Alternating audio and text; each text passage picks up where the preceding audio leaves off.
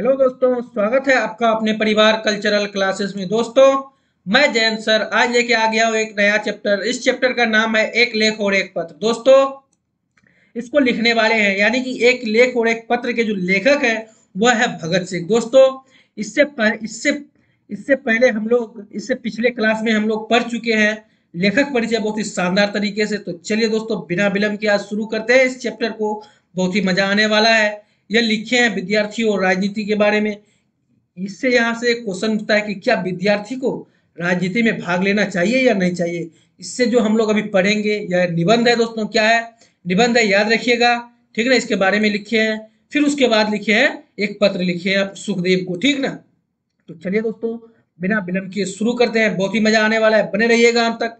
एक बार इस सेशन को अपने दोस्तों के साथ मजेदार तरीके से शेयर कर दीजिए ताकि आपका दोस्त भी इस वीडियो से लाभान्वित हो सके और बोर्ड में अच्छा अंक प्राप्त कर सके। ठीक दोस्तों, तो चलिए शुरू करते हैं। भगत सिंह कहते हैं, इस बात का बड़ा भारी शोर सुना जा रहा है कि पढ़ने वाले नौजवान विद्यार्थी राजनीतिक या पॉलिटिकल कामों में हिस्सा न लें।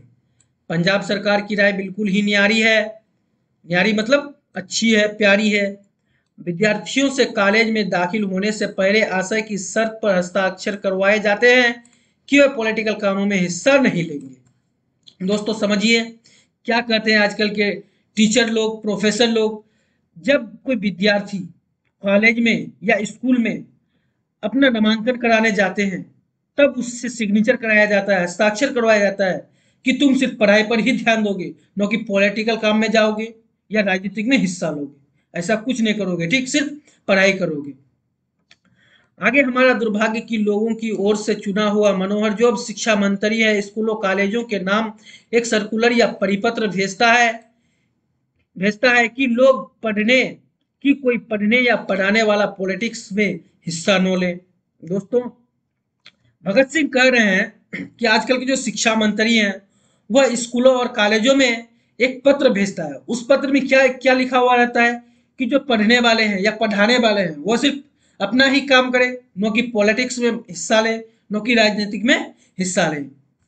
चलिए दोस्तों, आगे देखते हैं कैसी कैसी आजकल की ये है। क्या मंत्री लोग हैं, बहुत ही भ्रष्ट भ्रष्ट राजनीति है आजकल के। इसी राजनीति को सुधारने के लिए विद्यार्थी के बारे में लिखे हैं विद्यार्थी और राजनीति। तो बने रहिएगा तक, बहुत ही मजा आने वाला है। एक एक चीज का हम लोग मतलब जो है इसका व्याख्या करेंगे। चलिए आगे बढ़ते हैं। कुछ दिन हुए जब लाहौर में स्टूडेंट यूनियन या विद्यार्थी सभा की ओर से विद्यार्थी सप्ताह मनाया जा रहा था। वहां भी सर अब्दुल कादर और प्रोफेसर ईश्वर चंद्र नंदा ने इस बात पर जोर दिया कि विद्यार्थियों को पॉलिटिक्स में हिस्सा नहीं लेना चाहिए। दोस्तों, लाहौर में विद्यार्थी सप्ताह मनाया जा रहा था। वहां पर सर अब्दुल कादर और इस प्रोफेसर ईश्वर चंद्र नंदा ने विद्यार्थियों को कहा, क्या कहा कि तुम लोग पॉलिटिक्स में हिस्सा नहीं लोगे, ठीक, सिर्फ पढ़ाई करोगे, जो तुम्हारा काम है वही करोगे। यहाँ पर कहते हैं बड़े बड़े प्रोफेसर लोग क्या कहते हैं कि स्टूडेंट को जो है सिर्फ पढ़ाई करना चाहिए, न कि पॉलिटिक्स कामों में हिस्सा लेना चाहिए। चलिए दोस्तों, यहाँ तक देख लिए बहुत ही शानदार तरीके से। तो चलिए इसी शानदार तरीके से बने रहिएगा अंत तक, बहुत ही मजा आने वाला है। चलिए आगे देखते हैं क्या है। पंजाब को राजनीतिक जीवन में सबसे पिछड़ा हुआ कहा जाता है। पंजाब को राजनीतिक जीवन में सबसे पिछड़ा हुआ कहा जाता है। इसका क्या कारण है? इसका कारण क्या है? भगत सिंह कहते हैं कि इसका क्या कारण है।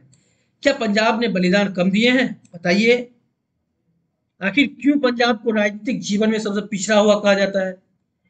इसका कारण स्पष्ट है कि हमारे शिक्षा विभाग के अधिकारी लोग बिल्कुल ही बुद्धू हैं। बात तो सही है। आज पंजाब काउंसिल की कार्रवाई पढ़कर इस बात का अच्छी तरह पता चला है कि इसका कारण यह है कि हमारी शिक्षा निकम्मी होती है और फिजूल होती है और विद्यार्थी युवा जगत अपने देश की बातों में कोई हिस्सा नहीं लेता। बात तो ठीक है दोस्तों। कहे हैं हमारे वीर भगत सिंह कि पंजाब की जो ये है शिक्षा विभाग के लोग हैं, अधिकारी लोग हैं, बिल्कुल ही बुद्धू है। आज जो पढ़ के उसने क्या पढ़े हैं, काउंसिल की कार्रवाई जो पढ़े हैं, उससे उसको पता चला है कि पंजाब की जो शिक्षा व्यवस्था है बिल्कुल ही निकम्मी है, फिजूल है। विद्यार्थियों युवा जगत को इस बात का पता भी नहीं है कि हमारे देश में क्या चल रहा है, किस तरह की राजनीति खेली जा रही है हमारे साथ। ठीक, चलिए आगे देखते हैं। उन्हें इस संबंध में कोई भी ज्ञान नहीं होता। बात सही है दोस्तों। वही लोग तो यह भी नहीं जानते हैं कि हमारे हमारे जो नेता लोग हैं क्या कर रहे हैं, अभी किस विषय पर चर्चा कर रहे हैं। ये तो पॉलिटिक्स का नाम भी नहीं सुने हैं आजकल के विद्यार्थी लोग। ऐसी हालत हो गई है आजकल। चलिए आगे बढ़ते हैं। जब वह पढ़कर निकलते हैं तब उनमें से कुछ ही आगे पढ़ते हैं।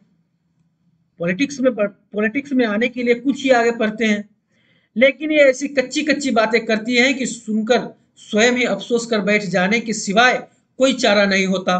बात सही है दोस्तों कि आजकल जो भी पॉलिटिक्स में भाग लेते हैं कोई भी स्टूडेंट, जो कभी कदार एक आध में निकल जाता है कि चलो निकल गया तो निकल गया, लेकिन वह भी ऐसे नादानी भरी बात करते हैं जिसे सुनकर स्वयं को अफसोस होता है, इससे सिवाय और कोई चारा बचता ही नहीं है। ऐसी ऐसी नादानी भरी बात करती है आजकल के बच्चे। जिन नौजवानों को कल देश की बागडोर हाथ में लेनी है, उन्हें आज ही अक्ल की अंधे बनाने की कोशिश की जा रही है। बताइए आप लोग, जिन नौजवानों को, जिन विद्यार्थियों को कल देश की बागडोर अपनी हाथ में लेनी है, उन्हें आज ही अक्ल के अंधे मूर्ख बनाने की कोशिश की जा रही है। आजकल की शिक्षा कितनी भ्रष्ट है बताइए। शिक्षा मंत्री ही भ्रष्ट है, प्रोफेसर ही भ्रष्ट है आजकल के। चलिए आगे देखते हैं, बहुत ही मजा आने वाला है। इससे जो परिणाम निकलेगा वह हमें खुद ही समझ लेना चाहिए। बात सही है दोस्तों। यह हम मानते हैं कि विद्यार्थियों का मुख्य काम पढ़ाई करना है, उन्हें अपना पूरा ध्यान उस ओर लगा देना चाहिए, लेकिन क्या देश की परिस्थितियों का ज्ञान और उनके सुधार के उपाय सोचने की योग्यता पैदा करना उस शिक्षा में शामिल नहीं? बताइए आप लोग, बताइए, है कि नहीं? हम मानते हैं, यह बात किसने कही है? भगत सिंह ने कही कि हम मानते हैं कि विद्यार्थियों का मुख्य काम है सिर्फ पढ़ाई करना, लेकिन पढ़ाई के साथ साथ उसका यह भी योग्यता बनता है कि वह पॉलिटिक्स में भाग ले और इस देश की परिस्थितियों को देखे, इस देश की परिस्थितियों को सुधारे। यह भी उसका कर्तव्य है, ठीक ना? यदि यदि नहीं तो हम उस शिक्षा को भी निकम्मी समझते हैं, जो सिर्फ क्लर्की करने के लिए ही हासिल की जाए। ऐसी शिक्षा की जरूरत ही क्या है? बात सही कही है कि जब इससे कोई भी स्टूडेंट या कोई भी नौजवान पॉलिटिक्स में नहीं जा रहे हैं, सिर्फ क्लर्की के लिए यानी कि नौकरी के लिए शिक्षा हासिल कर रहे हैं, ऐसी शिक्षा की क्या जरूरत है बताइए। बात सही है। जब आपको जाना ही नहीं पॉलिटिक्स की ओर, तो आपको पढ़ के क्या फायदा, नौकरी लेके क्या फायदा? अब देश संभालिए ताकि आपका भविष्य उज्जवल हो, आपके आने वाला पीढ़ी उज्जवल हो। चलिए आगे देखते हैं। कुछ ज्यादा चालाक आदमी यह कहते हैं, काका तुम पॉलिटिक्स के अनुसार पढ़ो और सोचो जरूर, लेकिन कोई व्यवहारिक हिस्सा न लो, तुम अधिक योग्य होकर देश की फायदेमंद साबित होगे। बात बड़ी सुंदर लगती है, लेकिन हम इन्हें भी रद्द करते हैं। भगत सिंह कहते हैं बात तो सही है, लेकिन हम इनको भी रद्द करते हैं, क्योंकि यह भी सिर्फ ऊपरी बात है, क्योंकि यह भी सब कहावत है, कोई ज्यादा इस पर डीपली नहीं गए यह बात को। ठीक, इस बात से यह स्पष्ट हो जाता है कि एक दिन विद्यार्थी एक पुस्तक appeal to the young prince Kropotkin पढ़ रहा था। एक प्रोफेसर साहब कहने लगे, यह कौन सी पुस्तक है? अब देखिए, प्रोफेसर कहते हैं कि यह कौन सी पुस्तक है भाई, कौन सी पुस्तक पढ़ रहे हो? कौन सी पुस्तक पढ़ रहा था? Appeal to the young. किसका? प्रिंस क्रोपोटकिन का। ठीक, और यह तो किसी बंगाली का नाम जान पड़ता है।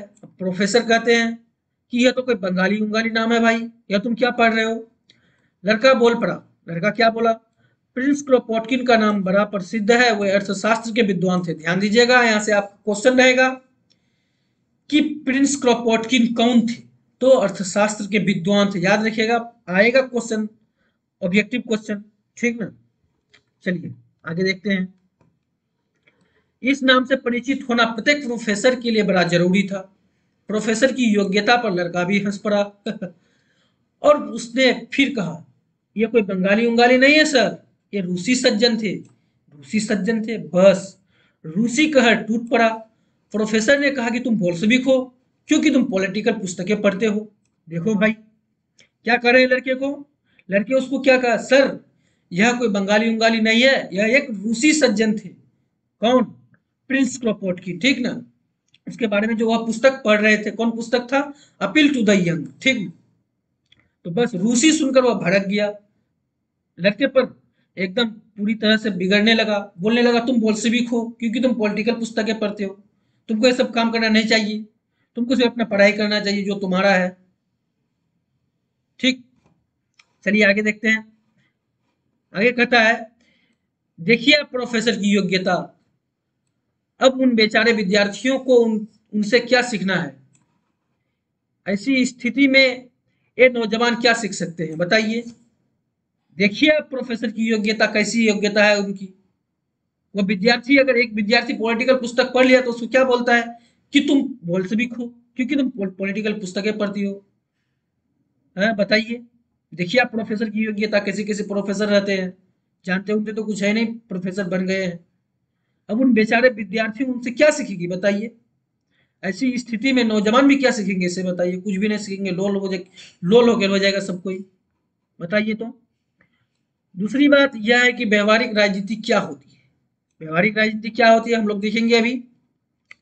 चलिए, महात्मा गांधी, जवाहरलाल नेहरू और सुभाष चंद्र बोस का स्वागत करना और भाषण सुनना तो कोई व्यवहारिक राजनीति, भाषण सुनना तो हुई क्या व्यवहारिक राजनीति। पर लगा है, पर कमीशन या वाइस राय का स्वागत करना क्या हुआ, क्या वह पॉलिटिकल का दूसरा पहलू नहीं है बताइए। सरकारों और देशों के प्रबंध से संबंधित कोई भी बात पॉलिटिकल मैदान में गिनी जाएगी तो फिर यह पॉलिटिक्स हुई कि नहीं बताइए। जो भी बात अगर सरकार करेंगे तो वह लोग अपने अपने जहां उसका जो ये है मेन जोन है वहीं उसके बारे में बात करेंगे, नो कि जनता के सामने खुल के कहेंगे कि सरकार ने आपके लिए यह लागू कर दिया, यह नियम कायदा बना दिया है आपके लिए। ऐसा कहते हैं जनता को? बिल्कुल नहीं कहते हैं। पहले वो आपस में भेदभाव करते हैं, अगर उससे देखता है कि मेरा फायदा होता है तब जाके जनता को बताता है। अगर जनता का, अगर जो उसका ये है मंत्री लोग है, अगर उसका फायदा नहीं होता है तो वो जनता को नहीं बताता है। क्या यही पॉलिटिक्स है बताइए। हैं? आजकल की जनता भ्रष्ट है, सॉरी, आजकल की जो है पॉलिटिकल नेता जो है, मंत्री लोग जो है बिल्कुल ही भ्रष्ट है। बताइए तो। कहा जाएगा कि इससे सरकार खुश होती है और दूसरे से नाराज होती है। फिर सवाल तो सरकार की खुशी या नाराजगी का ही हुआ। बताइए। फिर तो सवाल घूर के वहीं चला आया कि इससे सरकार भी नाराज होती है और सरकार इससे खुश भी होती है।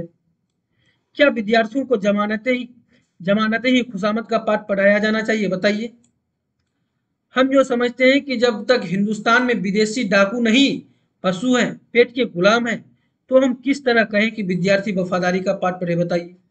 अभी तो देश भी गुलाम है, तो इसको हम कैसे वफादारी का पाठ पढ़ाएं बताइए। ऐसा सॉरी, ऐसा भगत सिंह कह रहे हैं। चलिए आगे बढ़ते हैं। कह रहे हैं भगत सिंह, सभी मानते हैं कि हिंदुस्तान को इस समय ऐसे देशभक्तों की जरूरत है जो तन मन धन देश पर अर्पित कर दे और पागलों की तरह सारी उम्र देश की आजादी के लिए न्यौछावर कर दे। लेकिन क्या बूढ़ों में ऐसे आदमी मिल सकेंगे। हमारे वीर भगत सिंह कहते हैं कि अभी आधुनिक काल में आधुनिक काल में हिंदुस्तान को ऐसे देश सेवकों की जरूरत है जो कि तन मन धन से देश की सेवा करे और जो है पागलों की तरह सारी उम्र देश की प्रति न्यौछावर हो जाए। और कह भी रहे हैं यह, क्या यह बूढ़ों में मिल सकती है, यह तो सिर्फ नौजवानों में ही मिलेंगी, विद्यार्थियों में ही मिलेंगी ऐसे देश सेवक। ठीक, चलिए आगे देखते हैं। क्या परिवार और दुनियादारी के झंझटों में फंसे सयाने लोग में से ऐसा कोई निकल सकेंगे बताइए। नहीं निकल सकेंगे। कैसे निकल सकेंगे भाई, उसका परिवार परिवार देखेगा, बीवी बच्चा देखेगा या पॉलिटिक्स का काम देखेगा बताइए। नहीं हो सकेगा, ऐसा होगा ही नहीं। न बूढ़ों में हो सकता है, न ही जो परिवार वाले हैं दुनियादारी के झंझट में फंसे हुए हैं, ऐसे लोग पॉलिटिक्स में आएगा ही नहीं, बहुत झंझट होती है। चलिए आगे देखते हैं। यह तो वही नौजवान निकल सकते हैं जो किन्हीं जंजालों में न फंसे हो, और जंजालों में पढ़ने से पहले विद्यार्थी या नौजवान तभी सोच सकते हैं यदि उन्होंने कुछ व्यवहारिक ज्ञान भी हासिल कर लिया हो। बात सही है दोस्तों। आप सिर्फ मैथ, फिजिक्स, केमिस्ट्री, बायोलॉजी पढ़ के सिर्फ आप नहीं बन सकते क्रांतिकारी हैं। आप पॉलिटिक्स में हिस्सा नहीं ले सकते हैं। आपको कुछ फिजिक्स, केमिस्ट्री, मैथ, बायो के अलावा व्यवहारिक ज्ञान होना भी जरूरी है। सिर्फ गणित और ज्योग्राफी का ही परीक्षा की पर्चों के लिए घोटा लगाया ना हो। बात तो सही है, जो हमने अभी कहा वही बात लिखी हुई है। उसके लिए व्यवहारिक ज्ञान होना भी जरूरी है, तब आप पॉलिटिक्स में जा सकते हैं, राजनीतिक कर सकते हैं, अन्यथा आप नहीं कर सकते हैं। सिर्फ आप कहेंगे कि हम जियोग्राफी पढ़ के, गणित पढ़ के, फिजिक्स पढ़ के, केमिस्ट्री पढ़ के राजनीति कर सकते हैं, पॉलिटिक्स में हिस्सा ले सकते हैं, तो आपका यह राय बिल्कुल ही गलत है। चलिए आगे देखते हैं क्या लिखा हुआ है कि क्या इंग्लैंड के सभी विद्यार्थियों का कॉलेज छोड़कर जर्मन के खिलाफ लड़ने के लिए निकल पड़ना पॉलिटिक्स नहीं थी? बताइए कि क्या इंग्लैंड के जब विद्यार्थी लोग कॉलेज छोड़कर जर्मनी के खिलाफ लड़ने के लिए निकल पड़े थे, तब क्या यह पॉलिटिक्स नहीं थी?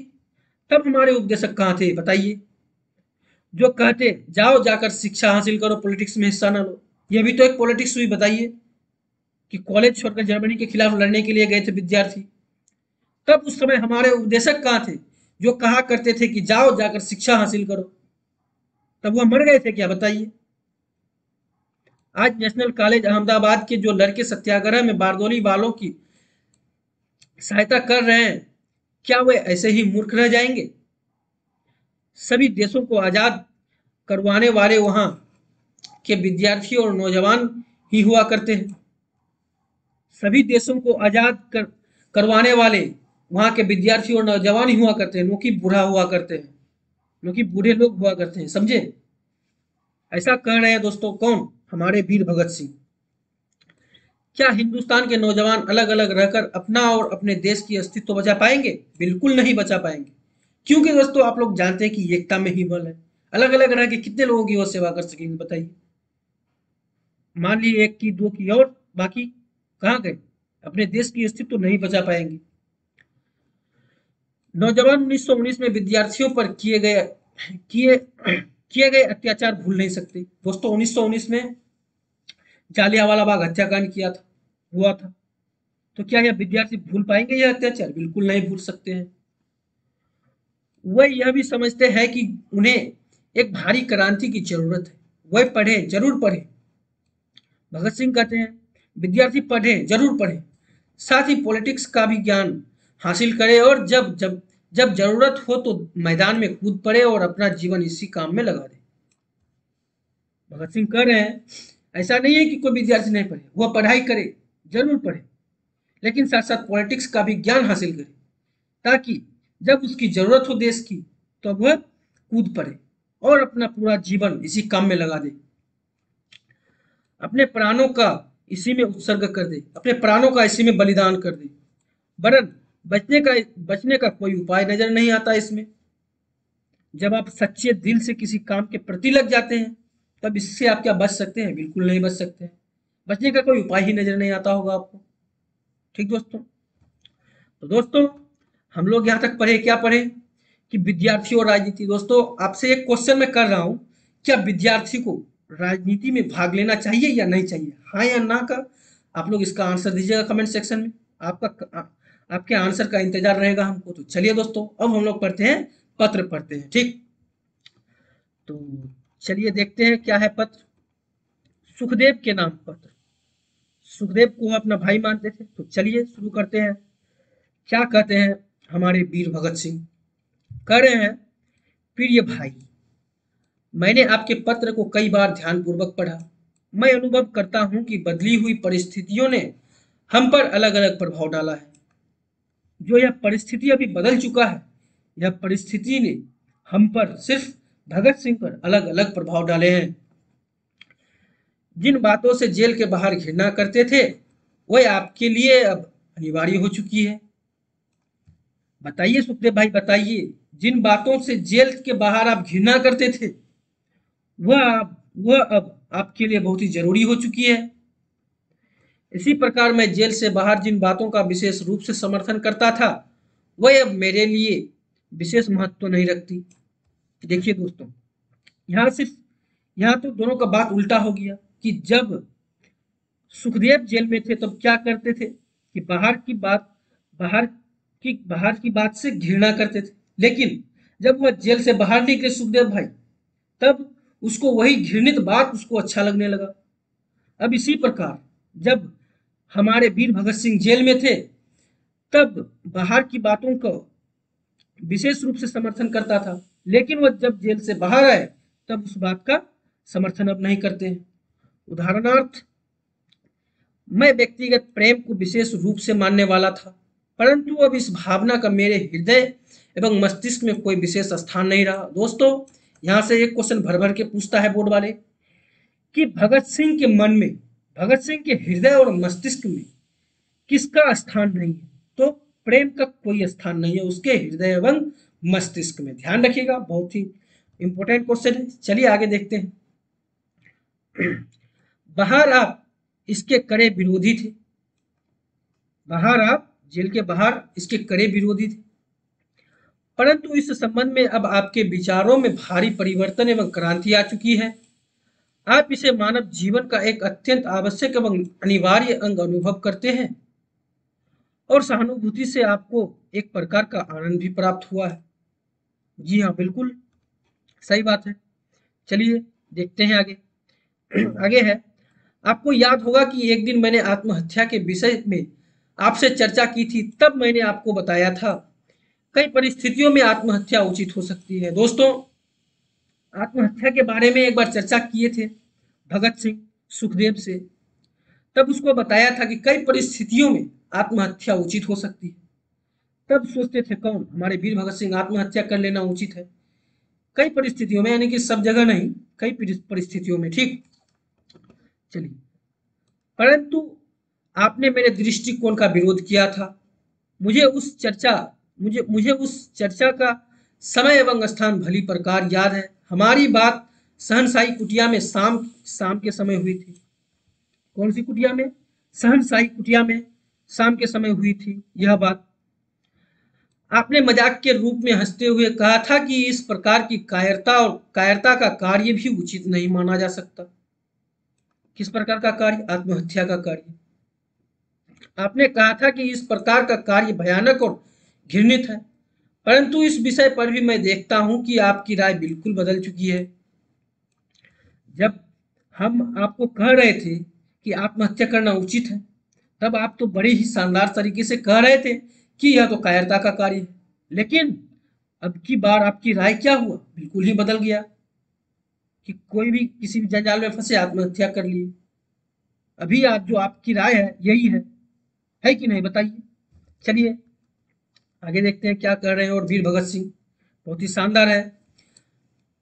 अब आप उसे कुछ अवस्थाओं में न केवल उचित वरन अनिवार्य एवं आवश्यक अनुभव करते हैं। मेरी इस विषय में अब वही राय है जो पहले आपकी थी। बात तो सही है। क्या करें भगत सिंह कि अब आप उसे कुछ अवस्थाओं में न केवल उचित वरन अनिवार्य एवं आवश्यक अनुभव करते हैं।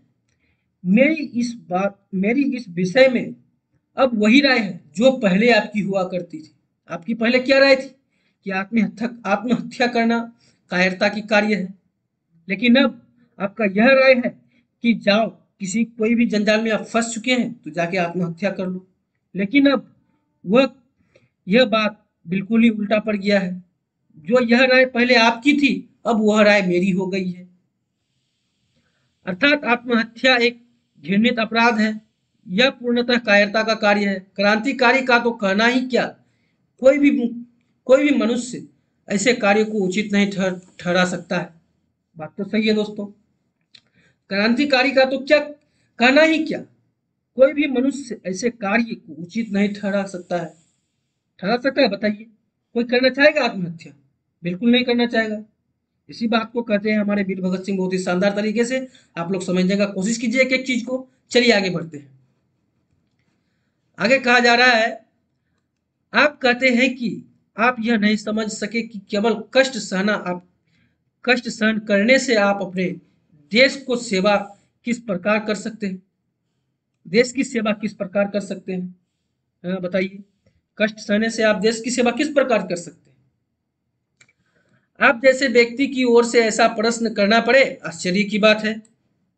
हाँ? आप जैसे कह रहे थे पहले कि आत्महत्या करना बिल्कुल ही कायरता का कार्य है, लेकिन अब आप ही कह रहे हैं कि कोई भी जंजाल में फंस गए जाके आत्महत्या कर लो, डूब मरो जाके कहीं पे। बताइए, आप जैसे इतने इतने अच्छे विचार थे आपके, आपके विचार को एकाएक क्या हो गया सुखदेव भाई? क्योंकि नौजवान भारत सभा के ध्येय सेवा कष्ट सेवा द्वारा कष्टों को सहन करना एवं बलिदान करना को हमने सोच समझकर कितना प्यार किया था। मैं यह समझ सकता हूं कि आपने अधिक से अधिक संभव सेवा की है। हाँ?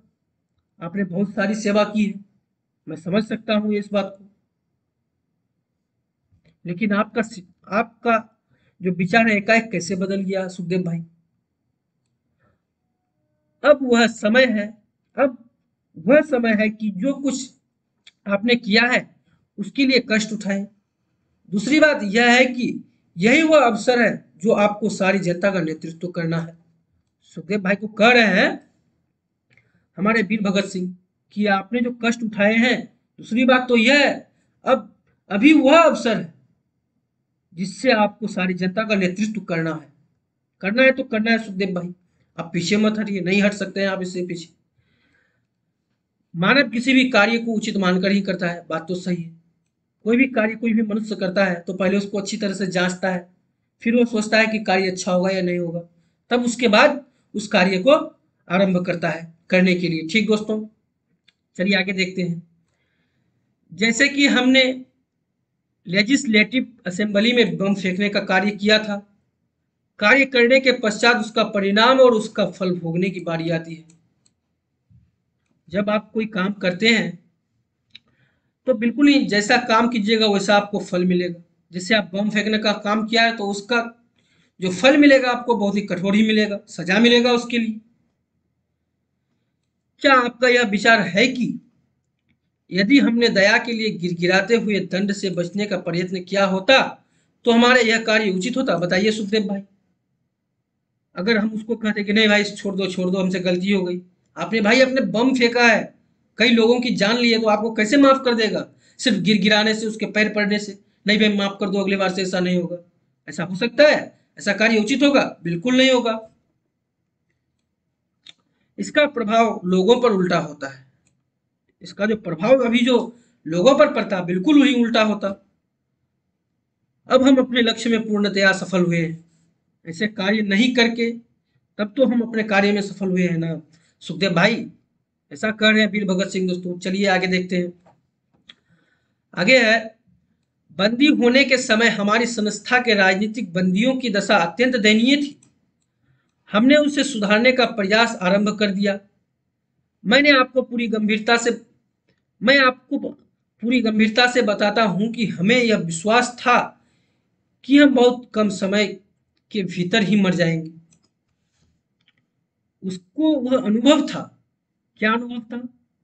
कि हम बहुत कम समय के भीतर ही मर जाएंगे, इस दुनिया से स्वर्ग सिधार जाएंगे। हमें उपवास की स्थिति में कृत्रिम रीति से भोजन दिए जाने का न तो कोई ज्ञान ही था, न हमें यह विचार सूझता ही था। हम तो मृत्यु के लिए तैयार थे। हम तो मृत्यु के लिए तैयार थे।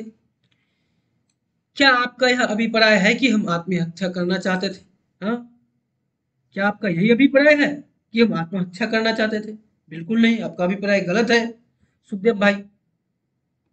बताइए। नहीं, प्रयत्नशील होना एवं श्रेष्ठ और उत्कृष्ट आदर्श के लिए जीवन दे देना कदापि आत्महत्या नहीं कही जा सकती है सुखदेव भाई। समझ रहे हैं आप क्या कहना चाह रहे हैं?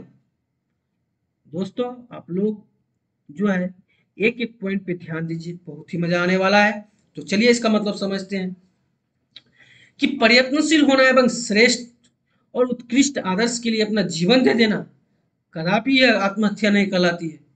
ठीक, यह तो सौभाग्य की बात है कि हम मृत्युदंड को स्वीकार किए। चलिए देखते हैं आगे। हमारे मित्र श्री यतीन्द्रनाथ दास की मृत्यु को अस्पृहनीय है। क्या आप इसे आत्महत्या कहेंगे? बताइए।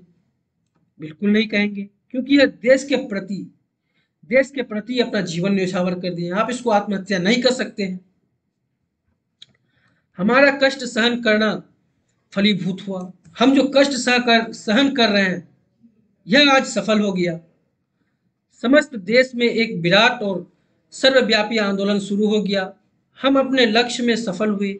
इस प्रकार के संघर्ष में मरना एक आदर्श मृत्यु है। बिल्कुल सही बात है दोस्तों। अगर आप देश के प्रति, देश के लिए न्यौछावर कर देते हैं अपना जीवन को, तो यह मृत्यु जो है आपकी आदर्श मृत्यु कहलाती है। बिल्कुल सही बात है दोस्तों। आप लोग भी अपना तन मन धन से एकदम पढ़ाई पे लगे रहिए अंत तक, जरूर एक ना एक दिन आप सफल होंगे। तो चलिए दोस्तों, इसी के साथ बढ़ते हैं आगे, क्या कहता है। इसके अतिरिक्त हम में से जिन लोगों को यह विश्वास है कि उनको मृत्युदंड दिया जाएगा, उनको धैर्यपूर्ण धैर्यपूर्वक उस दिन की प्रतीक्षा करनी चाहिए। ठीक ना। जिसको भी मृत्युदंड दिया जाएगा उसको धैर्यपूर्वक उस दिन का प्रतीक्षा करनी चाहिए, जब सजा सुनाई जाएगी और तत्पश्चात उन्हें फांसी दी जाएगी।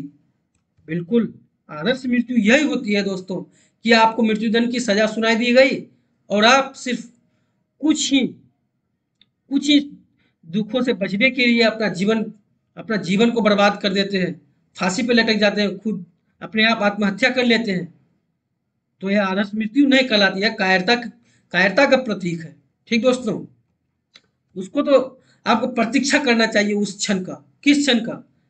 जिस समय आपको फांसी दी जाएगी। ठीक। यह मृत्यु भी सुंदर होगी। देखिए दोस्तों, मृत्यु भी यह सुंदर होगी जब आप एक आदर्श मृत्यु मरते हैं। परंतु आत्महत्या करना, केवल कुछ दुखों से बचने के लिए अपने जीवन को समाप्त कर देना, तो कायरता है। सही बात है। मैं आपको बताना चाहता हूं कि विपत्तियों व्यक्ति को पूर्ण बनाने वाली होती है। सही बात है दोस्तों। विपत्तियां जो होती है व्यक्ति को पूर्ण बनाती है। बहुत ही बहुत ही शानदार लाइन है, थोड़ा हाईलाइट कीजिएगा। मैं और आप, वरन मैं कहूंगा हम में से किसी ने भी किंचित कष्ट सहन नहीं किया है। हम और आप, बल्कि मैं यह भी कहूंगा कि न ही आप न ही हम, किसी ने भी कष्ट सहन नहीं किया है। हमारे जीवन का यह भाग तो अभी आरंभ होता है। सुखदेव भाई, यह भाग जो अभी हम लोग कर रहे हैं अपने देश के लिए, यह भाग अभी तो छोटी सी सीढ़ी, छोटी सी पायदान पे भी जाके खड़ी हुई है। अभी बहुत दूर जाना है, देश को आजाद कराना है इस अंग्रेजों के चंगुल से। ऐसी राजनीति खड़ा करनी है, ऐसे पॉलिटिक्स खड़ा करनी है अपने देश में। ठीक। चलिए आगे देखते हैं। आगे आपको यह याद होगा कि अनेक बार इस विषय पर हमने बातचीत की है। किस विषय पर? आत्महत्या की विषय पर। ठीक दोस्तों, रूसी साहित्य के प्रत्येक स्थान पर जो वास्तविकता मिलती है वह हमारे साहित्य में कदापि नहीं दिखाई देती। सही बात है। जो रूस के साहित्य में प्रत्येक स्थान पर जो वास्तविकता, जो रियल है, वह दिखाई देता है, जो सत्य है वह दिखाई देता है, वह हमारे साहित्य में दिखाई ही नहीं देती है। हम उनकी कहानियों में कष्टों और दुखमयी स्थितियों को बहुत पसंद करते हैं, परंतु कष्ट सहन की उस भावना को अपने भीतर अनुभव नहीं करते हैं। उसकी दुखमयी स्थितियों को तो पसंद करते हैं, किंतु कष्ट कष्ट सहन की उस भावना को अपने भीतर अनुभव बिल्कुल ही नहीं करते हैं, बिल्कुल भी नहीं करते हैं। हम उनके उन्माद और उनके चरित्र की असाधारण ऊंचाइयों के प्रशंसक हैं, परंतु इसके कारणों पर सोच विचार करने की कभी चिंता नहीं करते हैं, कभी चिंता नहीं करते। मैं कहूंगा कि केवल विपत्तियां सहन करने के साहित्य के उल्लेख ने ही उन कहानियों में सहृदयता, दर्द की गहरी टीस और उनके चरित्र तथा साहित्य की ऊंचाई उत्पन्न की है। सही बात है दोस्तों। हमारी दशा उस समय दयनीय और हास्यास्पद हो जाती है जब हम अपने जीवन में अकारण रहस्यवाद प्रविष्ट कर लेते हैं, यद्यपि इसके लिए कोई प्राकृतिक या ठोस आधार नहीं होता। सही है दोस्तों। हमारा जीवन जो है अकारण ही, जब हम अपने जीवन में क्या प्रविष्ट करते हैं, क्या प्रवेश कराते हैं अपने जीवन में? रहस्यवाद।